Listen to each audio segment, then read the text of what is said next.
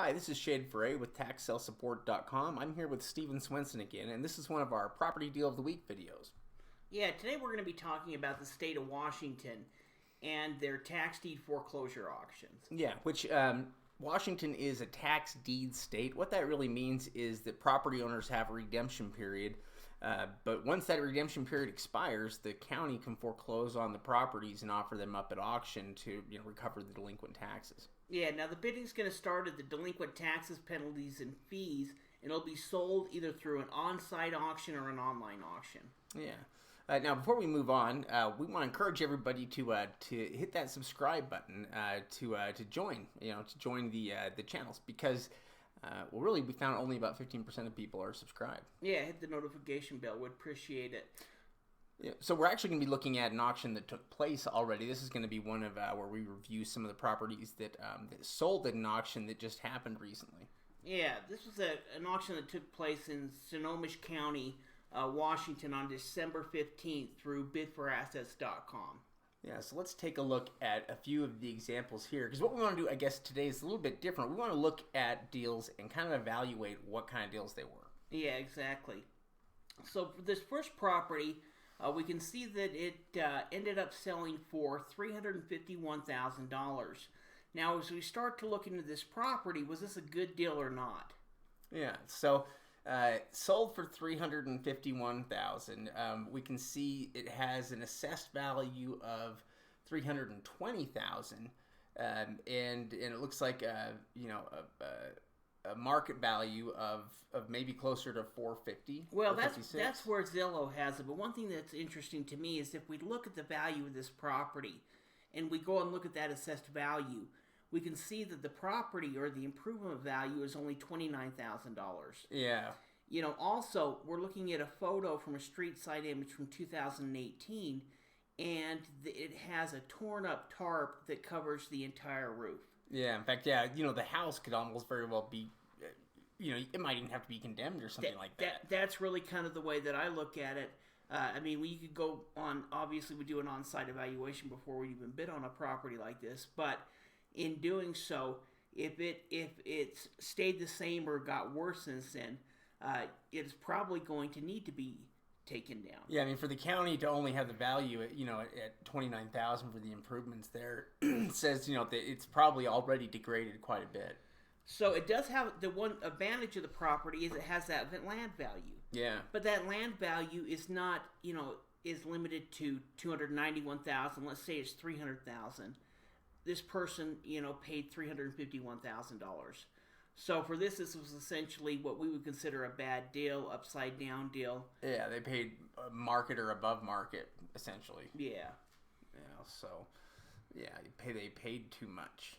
Now, if the house, if the house was valued, worth a couple $100,000 plus you have the land, then there could have been something to work with. Yeah.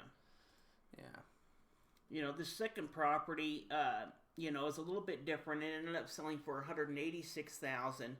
Still pretty competitive. In fact, this was a very competitive auction. This is part of the reason we wanted to kind of highlight the properties that sold in this auction. Yeah, we can see that it sold for $186,000. If we're looking at the assessed value, it looks like $130,000 for the land, $30,000 for improvements, for a total of about $160,000 assessed value. Yeah. Now the Zillow value on this property is about $241,000.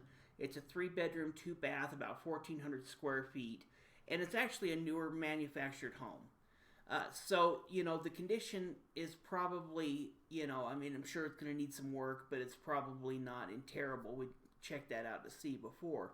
But either way, if you were to bid up this property to, our high bid would be about $125, because even though it is a manufactured home, we're still going to expect to pay $20,000, $30,000, $40,000 in potential rehab that we're going to have to kick into this deal to make it profitable. And so for us, would probably stick around $125,000. Yeah. It's not quite as bad as the one before. Where they didn't quite pay full market. For it. They still kind of got a discounted price, but yeah. Yeah. So it doesn't get a thumbs up. It kind of gets a thumb sideways. Yeah. Not as bad as the first one. Now let's look at this third one. Yeah, so this property sold for $240,000. This looks like it's actually a condo. Yeah, it's a condo. I ended up selling for $240,000. Has an assessed value of $212,000. But what's funny is it has a market value of $240,000. Yeah, 40,600. The precise amount that it sold for. Well, and what's interesting is this property ended up selling for $426 a square foot. If we look up in the top right hand corner, these are just some of the condos that sold within the same unit. Yeah, which other condos are the best comps, Yeah. because it's the same, building and everything. And we can see the one that sold a month ago sold for $303 a square foot. The one that sold for 12 months ago sold for $264 a square foot, $257. Oh, I know what happened. So they hopped online and saw, a value there of $240,600, but that might have been for places that were bigger, slightly bigger, maybe condos. That could have been a factor, but also it looked like, they basically bought high. Oh, Very yeah, high. yeah. They spent $426 a square foot, while the other people are paying between $264 to $300 a square foot. Yeah. So, we're talking about the same, one may be a little bit bigger, a little bit smaller, but they bid this up to the actual Zillow value. And that may make sense in some ways if you were buying it, but you're buying a tax deed property at this point. I mean, even though this is a newer condo, we're not going to have to worry about the major issues like a roof or a foundation. Yeah, you still don't want to pay market for it. Yeah, we don't know what the inside condition looks like. Yeah, it's not like somebody's going to hand you the keys. It could easily need 10 to 20 grand, just in kitchen and bathroom and carpet and paint. Yeah, it's interesting. That sales price there tells you they probably didn't really know and just basically figured that at least they were paying what it's worth. Yeah.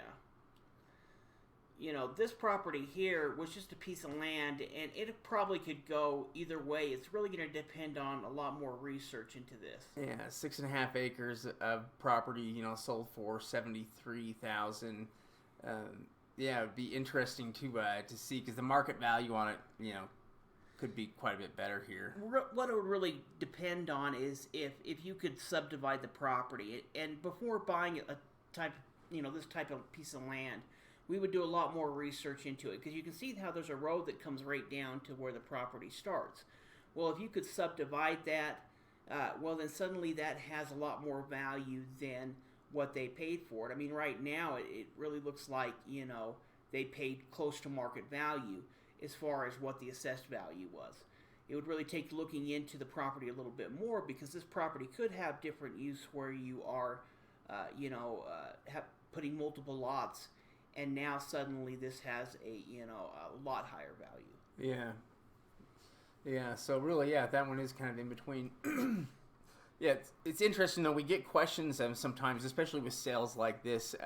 Why does the bidding get up so high? Yeah, and it's really something that we can give different examples, but sometimes we can't even explain it ourselves. Yeah, it doesn't make a lot of sense. And usually when people are paying too much, that's usually an emotional thing. It's not something that's going to make sense. Yeah, well, and in the case of this particular auction, there was a limited amount of property for sale. Yeah, which is always going to make it more competitive naturally. Yeah, so there was probably, we looked at every structured property and there was kind of a handful of all right lots. Also, right now, between December and the beginning of January, there's less competition than there is in other months. Yeah, less sales happening, and so for what competition is out there, they're all going to kind of go to the same place. Yeah. Well, and this particular auction was held on Bid for Assets, which is, been around, was one of the first websites that started doing online auctions. So there's a lot of investors that are looking at it, a lot of competition, but really in that kind of scenario where somebody's paying the value of the condo, it's really more money, more emotion than common sense. They're not an investor. They're an auction winner. Yeah. I think that's a good point. and not only that, but you can't let that get you totally disappointed, because you can still find good deals even in competitive markets. Part of it is just kind of the cost of being a tax sale investor. You're going to win some and you're going to lose some. What's important to realize, though, is that eventually, it's a numbers game, and if you keep it up, eventually you're going to win. Yeah, sometimes you're going to win a property. Sometimes we're better off. We'd rather walk away than ever overpay for a property. So if you set your high bid and you end up walking away, that's a victory in itself versus overpaying for a property and now barely making money, or in some cases losing money. Yeah, and make sure that you're also limiting how much time you're putting into the property, before the auction, so that as properties redeem, you're not just wasting your time. Yeah, well, and the good news is that even in competitive auctions, we see good properties that are overlooked by others that were picked up for a fraction of their value, even in some more competitive sales. Yeah, and it's also, it's probably going to take multiple auctions to have success. That's something else I think people need to go into it with, is with the right expectations. If you go into it thinking that you're going to be able to go in there on your first auction and get some killer deal, it's possible it could happen, but chances are it's probably not going to happen. It's going to take quite a few more auctions than that to find the deal you want. Yeah. I mean, we plan on bidding at many different auctions before getting property. Sometimes we may get 3 or 4 properties in one auction. Sometimes, we'll strike out. Our students will strike out. That's just kind of part of the game. There's different things you can do. You can try attending an on-site auction, or even focus on a less competitive state, an over-the-counter state, something like that, where you can start getting some inventory coming in. Yeah, those are all good points. If you really like this information, you should check out our website, where you can get a free ebook you can download called Secrets of Tax Lien Investing, that goes over a lot of this type of information. Yeah, absolutely. That's where you can sign up for our free ebook and our Thursday night webinar. The link is in the description. You can click on it and download the free ebook. Yeah. The other option, too, is to join our membership program at taxsalesupport.com, which is $39 a month, and includes tax sale lists along with live training webinars and downloadable content. Really just a tremendous value for the money. Yeah, exactly. Go ahead and get started downloading our free ebook. If you like what you see, like Shay said, go ahead and become a member. Yeah, hey, thanks for watching this video. Be sure to hit that thumbs up. Appreciate it.